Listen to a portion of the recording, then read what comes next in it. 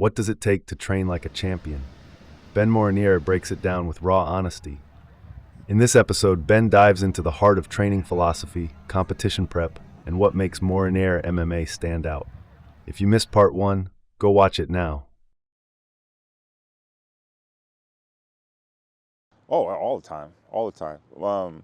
There's people, and what I tell people too is I'm not worried about being tapped. You have to separate yourself from your ego. Like if you're not getting tapped by people, even if they're lower belts than you, then you're doing something wrong. And I don't mean that in the sense that they're better than you, but it's because I'm always trying something new, right? So that's the only reason I've stayed where I'm at or helped to develop so many champions, because I'm always trying something, even if it gets me caught, it's fine. Then I learn from it, and then what I do, and what I tell other people to do is you take a technique that you're working on, you try it on white belts, and they smash you, you fix it. Then you try it on the next level, they smash it, you fix it.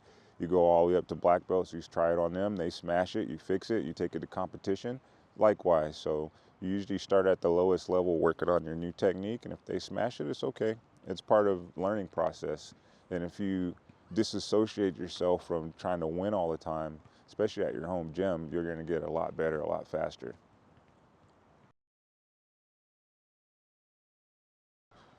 I hit a plateau all the time. Usually it's just encountering people of different styles. I remember this one time I had a guy that was hardcore, like 10th planet style, the rubber guard, very, flexible and lanky. And I used to roll with him all the time, over and over and over. He would catch me in different things, not necessarily submit me, but it would take me like 10 minutes, the whole match to get out of whatever trap he was setting up. So I went through a lot of study of the 10th planet style to learn the basic defenses and the basic mechanics of how they do stuff until I was able to, you know, um, roll with him and escape those traps way earlier.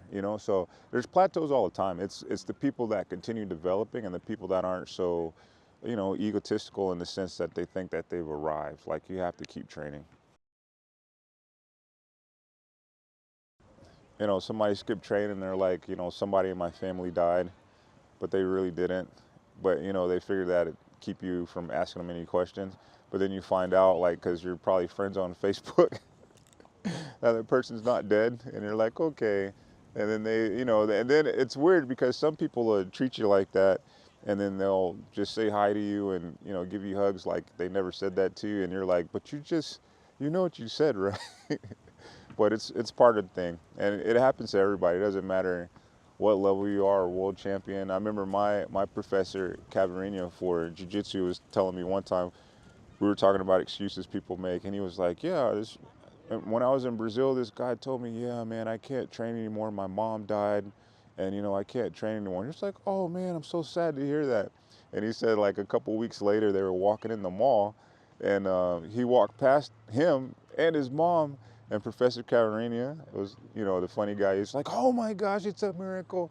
Your mom's back from the dead. And the guy was just like, So it happens to everybody. It's okay.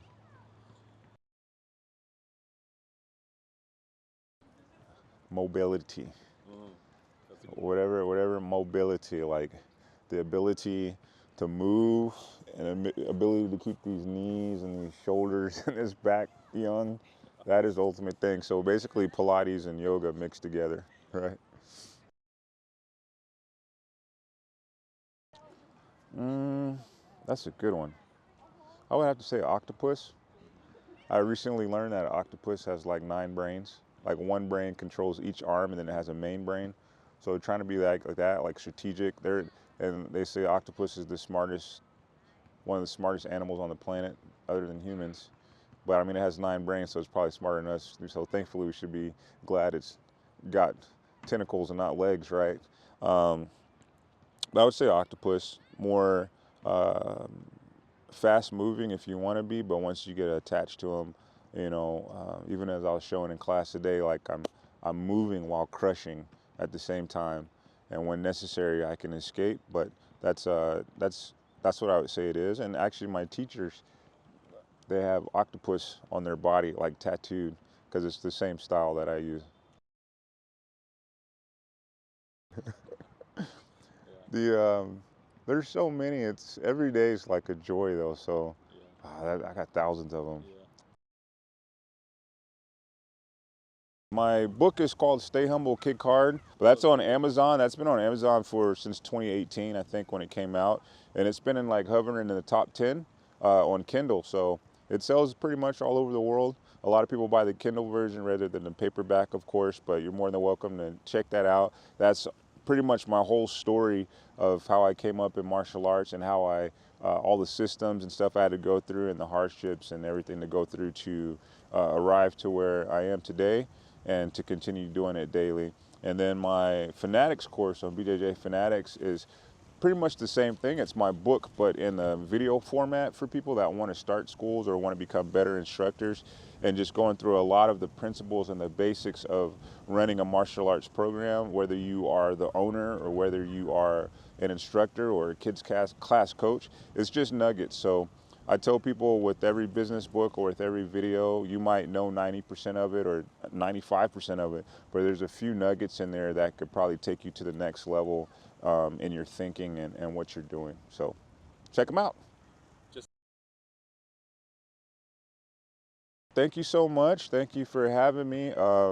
Keep training out there. Just remember, just have fun. It's all about fun. It's all about fun and then coming back the next day. I tell everybody, my students nowadays, it's not about being the toughest person on the mat. It's about being the most fun person. When you're the most fun person to go with, you're always going to have partners. You're always going to have people that are going to seek you out for questions, and they just love being around you. If you're the person that has an ego, and I keep saying this again during this interview, but if you have an ego and you're trying to build up your win record in the gym, your home gym, that's not what it's for. It's there to learn, to have fun, to go through success and failures together, but to grow together as a community. So be a good part of that community, and as you go up the ranks, you should be reaching back to help other people come up with you. So if you want to be a blue belt, help everybody else, or if you want to be a purple belt and you're a blue belt, help somebody become a blue belt, by passing on. If you want to be a brown belt, help blue belts become purples like you are right now.